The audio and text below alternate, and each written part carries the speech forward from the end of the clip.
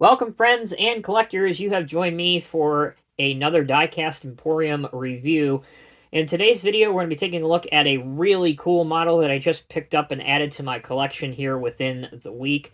This is the 1:50 scale CYP Models Caterpillar 826C trash compactor with a Caron blade. This is one of two 826C compactors that you can pick up, at least that are available at the time that I am filming this review.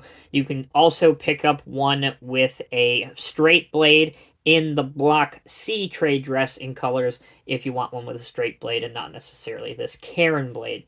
So what is a Caron blade? Maybe you've never heard that before. Good chance you've never heard that before, particularly if you are not in the recycling or the waste management business or the landfill business. They've actually been around for several decades. They came into their current iteration to be known as the Caron Compactor Company in 1969, ironically the same year that Caterpillar introduced the 825B Landfill Compactor. At the time, both a straight blade and U-blades were available for compactors, but Caron saw a need, and that need was very obvious to anybody that's operated a landfill compactor. A lot of times, allow me to move this towards you, one of the biggest issues people had is the material not spreading correctly, particularly when you're building up layers of trash, and also it would go underneath the machine, increasing wear on your compactor, or if you're using a dozer or a similar piece of equipment. So what they wanted to do is they wanted to design an all-new style of blade that would help evenly distribute the trash around.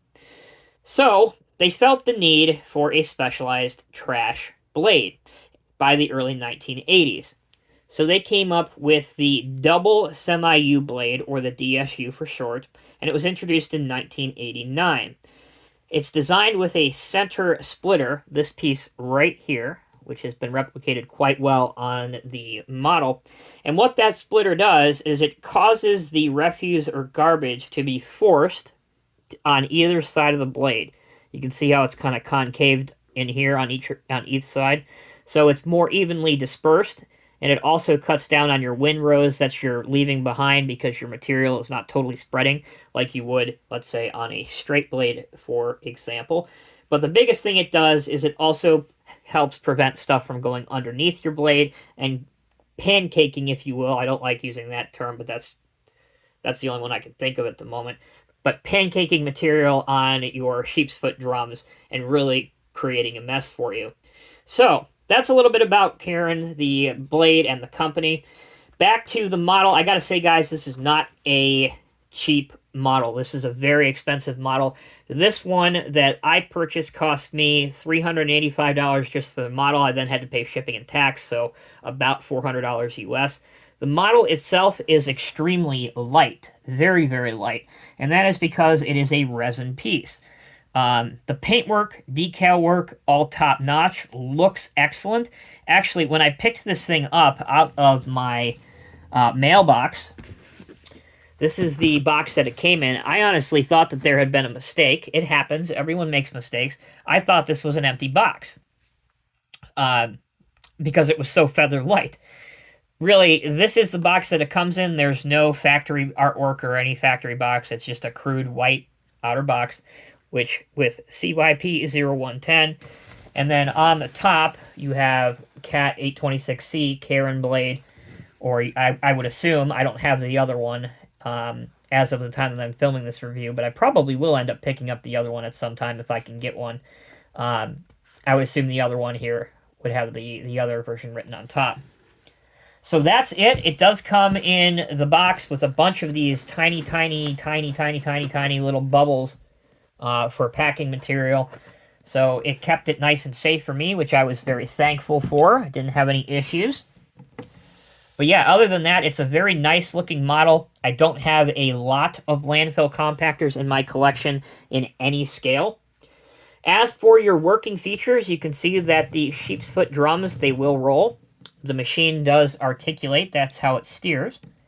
You can see the articulation joint. And for the other working feature, it is the blade that lifts up and down. Mine, the cylinder is not strong enough to hold itself off by itself, because as soon as I let my finger down, the blade will go down. But that's fine. This is a resin piece. Obviously, it's not necessarily meant to be a heavy die-cast model to support the weight of itself. And you probably wouldn't have this displayed with the blade up anyway, unless you're in a diorama. At which case, if you're in a diorama, you could cheat a little bit, put some simulated trash on this to prop the blade up, and then you'd do just fine.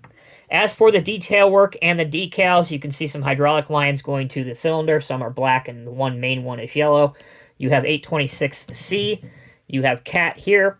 This is obviously in the pyramid scheme, what I like to call the yellow triangle scheme from the 90s up until about 2006 when Caterpillar switched to the power stripe in 2007.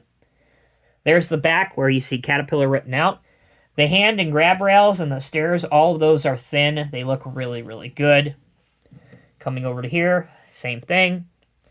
And then finally, ending where we started off before, you have your lights and your washer, your windshield blade, your windshield wiper on the front of the cab. So there you go, guys. That will conclude my review of the CYP Models Caterpillar 826C Trash Compactor with Caron Blade in 1:50 scale. Gotta say, again, not a cheap model. Very, very expensive.